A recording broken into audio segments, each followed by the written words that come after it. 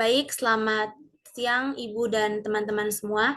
Terima kasih atas waktu dan kesempatan yang telah diberikan kepada kelompok kami. Kali ini kelompok kami akan membahas tentang materi homomorfisme modul, sifat-sifat homomorfisme modul, dan juga kesimpulan apa yang kami dapat setelah kami mendiskusikan materi tersebut. Baik, jadi di sini latar belakang mengapa kita harus membahas tentang materi homomorfisme modul ini, karena itu berkaitan dengan materi sebelumnya, yaitu materi modul. Pasti teman-teman sudah mengerti tentang materi tersebut. Karena itu pada bab pembahasan nanti kami akan menjelaskan tentang homomorfisme modul dan juga kaitannya dengan modul yang telah kita pelajari. Baik, yang pertama saya akan mereview kembali apa sih modul itu. Jadi dalam teori modul tidak lepas dari struktur grup dan ring. Dalam hal ini, grupnya adalah grup abelian dan ring dengan elemen satuan. Definisinya yaitu diberikan ring R, M disebut modul atas ring R jika memenuhi yang pertama M terhadap operasi penjumlahan merupakan grup komutatif. Yang kedua untuk setiap R elemen R dan M elemen M, definisikan perkalian skalar Rm elemen M telah memenuhi yang pertama R tambah S kali M sama dengan R dikali M tambah S dikali M untuk Rs elemen R, M elemen M. Kemudian yang kedua, R dikali S dikali M sama dengan R dikali SM untuk semua Rs elemen R dan M elemen M. Yang ketiga, R dikali M tambah N sama dengan R dikali M tambah R dikali N untuk semua R elemen R, Mn elemen M. Yang keempat, 1 dikali M sama dengan M untuk semua M elemen M, di mana 1 adalah elemen identitas dari R. Baik, kita masuk pada materi homomorfisme modul. Definisi 2.2.1. Diberikan ring R, M, dan N modul atas ring R. Yang pertama, pemetaan psi M memetakan ke N disebut homomorfisme modul atas R jika psi dikali A tambah B sama dengan psi A tambah psi B untuk setiap AB terdapat di M. Yang kedua, B dikali psi dikali R dikali A sama dengan R psi dikali A untuk setiap R elemen R, A terdapat di M. Sifat yang kedua itu jika homomorfisme modul atas R, psi memetakan M ke N surjektif, maka psi disebut epimorfisme. Yang ketiga, jika homomorfisme modul atas R, psi memetakan M ke N injektif, maka psi disebut monomorfisme. Kemudian jika homomorfisme modul atas R, psi memetakan M ke N bijektif, maka psi disebut isomorfisme. Kemudian homomorfisme RMN adalah himpunan semua homomorfisme modul atas R dari M ke N. Kemudian dua modul M dan N atas ring R dikatakan isomorfik, ditulis dengan M isomorfik N jika terdapat isomorfisme modul atas R dari M dan pada N. Kemudian automorfisme yaitu satu isomorfisme dari modul M ke dirinya sendiri. Kemudian kita masuk ke teorema 2.2.2. Misalkan misalkan M itu modul atas ring, N submodul dari M, mu memetakan M ke M per N.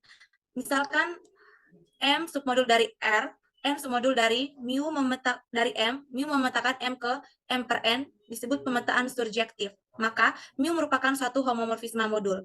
Pembuktiannya yaitu mu memetakan M ke M per N, yaitu A memetakan mu ke A sama dengan A tambah N. Kemudian akan dibuktikan mu merupakan homomorfisme modul. Mu sama dengan pemetaan. Kita ambil A sama dengan B, maka A ditambah N sama dengan B ditambah N. Sama dengan mu A sama dengan mu B. Kemudian mu homomorfisme modul. Kita ambil AB elemen di M dan R elemen di R. Mu memetakan M ke M per N. Sama dengan A memetakan mu dikali A sama dengan A ditambah N. B memetakan mu dikali B sama dengan B ditambah N. Mu dikali A ditambah B sama dengan A ditambah B tambah N sama dengan A ditambah N tambah B ditambah N sama dengan mu kali A tambah mu kali B.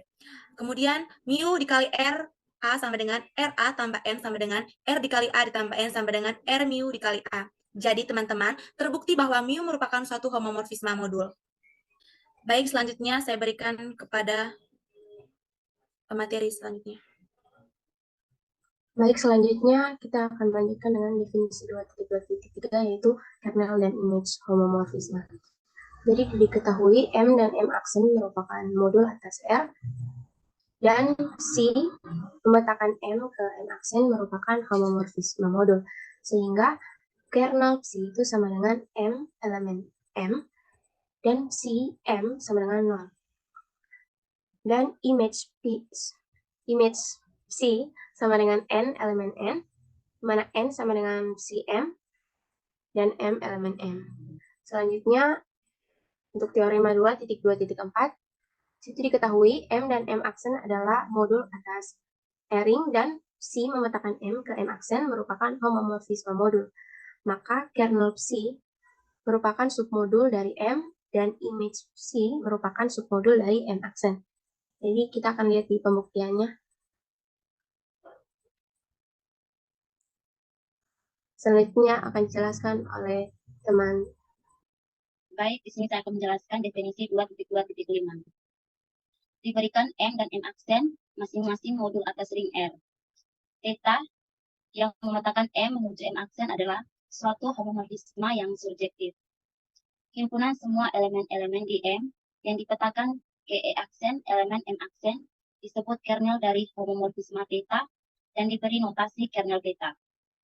Kernel theta tidak sama dengan himpunan kosong karena theta E sama dengan E aksen. Secara matematis dapat dituliskan theta memetakan E menuju ke M aksen. Kernel theta sama dengan A elemen M per theta A sama dengan E aksen. Karena M dan M aksen adalah modul, sehingga terdapat operasi penjumlahan merupakan grup komutatif, maka elemen netral di E maupun di M aksen adalah E sama dengan 0 dan E aksen sama dengan 0. Selanjutnya, teorema 2.2.6. Selanjutnya, teorema 2.2.6. Jika E merupakan modul atas ring R, maka K sama dengan kernel. Akan dibuktikan, theta memetakan M menuju M aksen, sehingga K sama dengan kernel sama dengan A elemen M per theta A sama dengan 0. Untuk pembuktian pertama, jika A, B elemen K, maka theta A sama dengan 0 dan theta B sama dengan 0. Maka diperoleh theta A sama dengan theta B sama dengan 0. Selanjutnya theta A sama dengan theta B. Kita kalikan theta A kurang theta B sama dengan 0. Theta A kurang B sama dengan 0. Sehingga A kurang B elemen K. Pembuktian kedua, ambil R elemen R dan A elemen K, maka theta A sama dengan 0. Sehingga diperoleh theta RA sama dengan theta R kali theta A 0 sama dengan 0. Jadi di sini RA elemen K. Dari pembuktian 1 dan 2, terbukti K adalah submodul dari M. Selanjutnya, kita berikan kesempatan untuk. Baik, selanjutnya teorema 2.2.7. Suatu homomorfisme surjektif.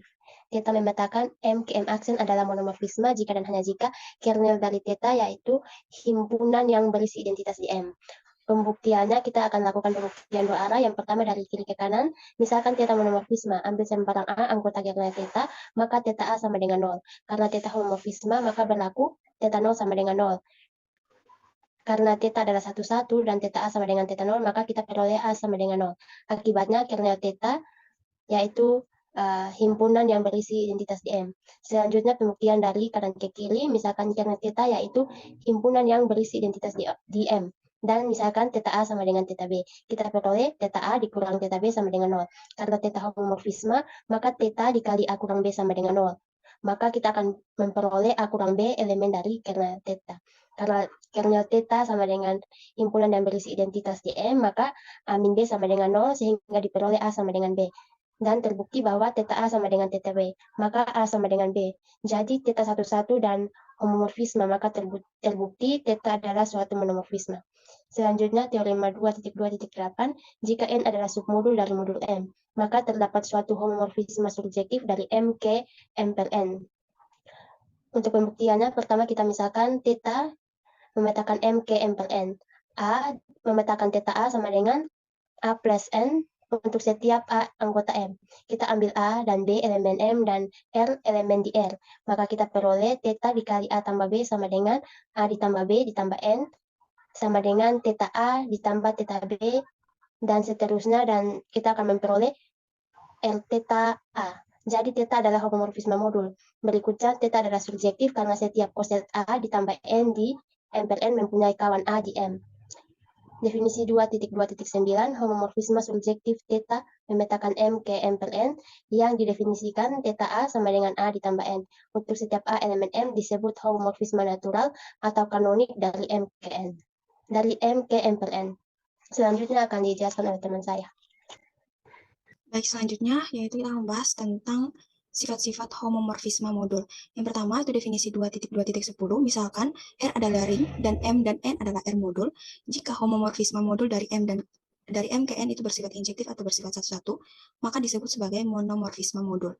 Nah, di sini kita diberikan contoh, misalkan M dan N itu adalah modul atas R dengan pemetaan psi dari M ke N yang didefinisikan dengan psi X itu sama dengan 5X untuk setiap X elemen M. Nah, yang pertama, kita buktikan bahwa psi itu adalah homomorfisme modul. Nah, kita ambil untuk setiap XY elemen M dan alpha elemen R, maka psi ini kita kalikan dengan alpha X ditambah Y. Selanjutnya kita substitusikan nilai dari psi X itu 5 dikali dengan alpha X ditambah Y, maka kita dapat hasil 5, kita kali masing-masing, sehingga menjadi 5 kali alpha X ditambah 5 dikali Y. Selanjutnya kita keluarkan nilai dari alpha, sehingga alpha dikali 5X tambah 5Y, hasilnya alpha dikali psi X tambah psi Y, maka kesimpulannya psi adalah homomorfisme modul. Yang kedua yaitu kita akan membuktikan bahwa psi itu adalah pemetaan injektif. Misalkan diambil untuk setiap X, Y elemen M dengan psi X itu sama dengan psi Y. Kita substitusikan nilainya sehingga 5X tambah 5Y hasilnya menjadi X sama dengan Y. Maka terbukti bahwa psi ini injektif sehingga psi adalah monomorfisme modul. Definisi selanjutnya yaitu definisi 2.2.11.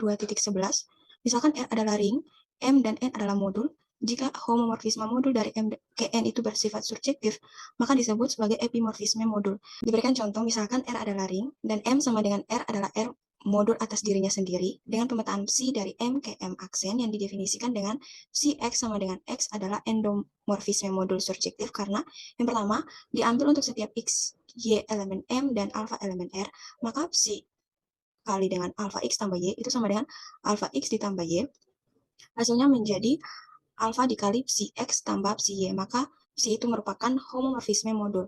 Yang kedua, akan dibuktikan bahwa psi itu bersifat surjektif. Di sini kita ambil Y elemen M, kita pilih X itu sama dengan Y elemen M.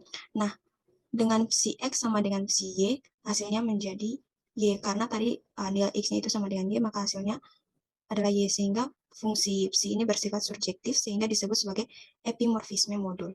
Untuk selanjutnya saya kembalikan pada teman saya. Baik, itulah tadi materi pembahasan dari materi yang kami ambil. Kemudian kami bisa menarik kesimpulan di mana homomorfisme modul adalah fungsi linear yang memetakan unsur-unsur dari satu modul ke modul lainnya. Homomorfisme modul juga digunakan dalam memahami konsep submodul dan juga faktor modul.